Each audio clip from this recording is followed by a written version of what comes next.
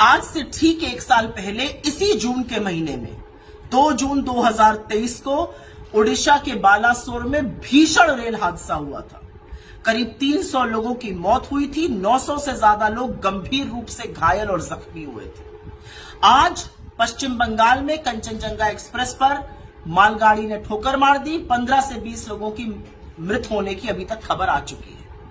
लेकिन सवाल यह है कि पिछले एक साल में क्या बदला है, क्या किया गया पिछले एक साल में कि रेल सुरक्षित हो, क्या किया गया कि यात्री को यह ना लगे कि वो गंतव्य तक पहुंचेगा या उसकी लाश यार्थी गंतव्य तक पहुंचेगी।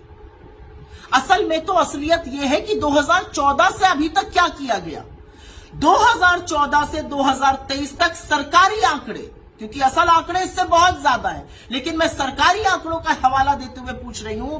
2014 से 2023 तक, मार्च 31 2023 तक इस देश में 1117 ऐसे रेल हादसे हुए जिसमें जान और माल का नुकसान हुआ। मतलब हर महीने 11 हादसे, मतलब हर तीसरे दिन पर लगभग एक हादसा हो रहा था। बड़े बड़े हादसे देखे इस देश ने।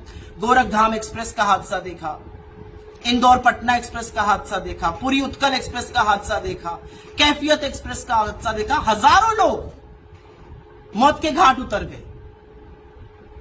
तो सवाल यह है कि रेलवे को सुरक्षित करने के लिए क्या किया गया और इसकी जिम्मेदारी किसकी है, जवाबदेही किसकी है।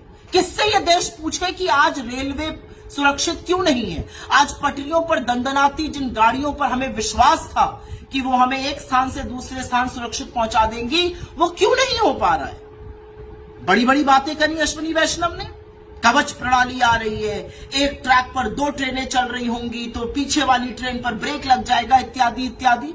कहां है वो ब्रेक, क्यों नहीं लगा एक दूसरी ट्रेन पर, क्यों कंचनजंगा में जाकर ट्रेन भिड़ गई। ये किस तरह के झुंझुने इस देश को दिए गए। क्या समझते हैं आप रेल के बारे में। रेल आवागमन का वो साधन है जो सबसे गरीब, निम्न मध्यम वर्ग के लोग इस्तेमाल करते हैं, और इसलिए इस्तेमाल करते हैं क्योंकि वो सस्ता साधन होता है। देश के एक छोर को दूसरे छोर से रेल की पटरियां रेलगाड़ी जोड़ती है।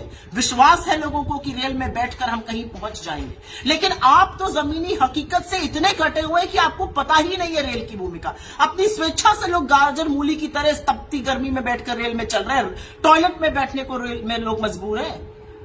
क्या किया है आपने रेलवे के साथ। किराया महंगा कर दिया, प्लेटफॉर्म के टिकट में महंगा करके आग लगा दी आपने, पैसेंजर ट्रेनें कम कर दी, ट्रेन घंटों घंटों लेट चल रही। ये सब एक बात है, कंसेशन खत्म कर दिए, ये सब एक बात है।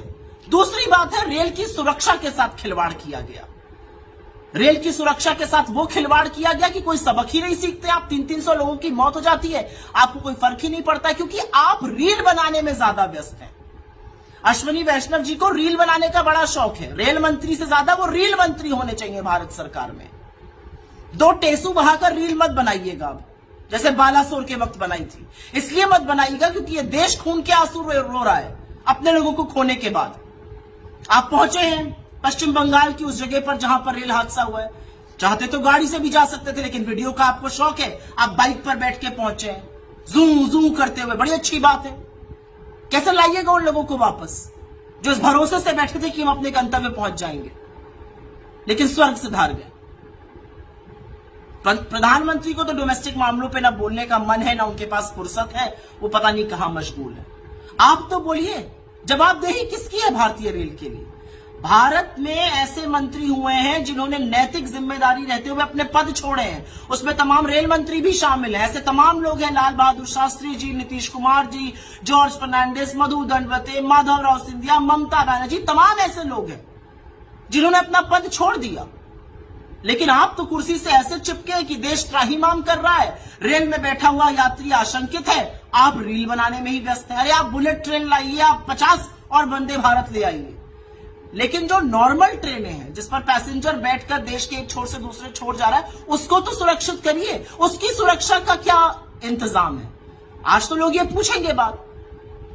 असलियत यह है कि एक के बाद एक मंत्री इतने चरण चुंबन में व्यस्त रहता है कि उसको ना तो अपने डिपार्टमेंट की फिक्र है और ना इस देश के प्रति वो जवाबदेह है। हर तीसरे दिन पर एक रेल हादसा होना नरेंद्र मोदी की नाकामी है, विफलता है, अक्रमणता है और सबसे ज्यादा असंवेदनशीलता है। अगर रील बनाने से फुर्सत मिल जाए ना अश्विनी वैष्णव जी, तो थोड़ी रेल के बारे में चिंता कीजिए। इस रेल में गरीब चलता है, मजदूर चलता है, किसान चलता है, युवा चलता है, महिला चलती है, और वो ये आशा से और उम्मीद से चलते हैं कि वो जिस स्टेशन से चले हैं अपने अंतिम गंतव्य तक पहुंच जाएंगे।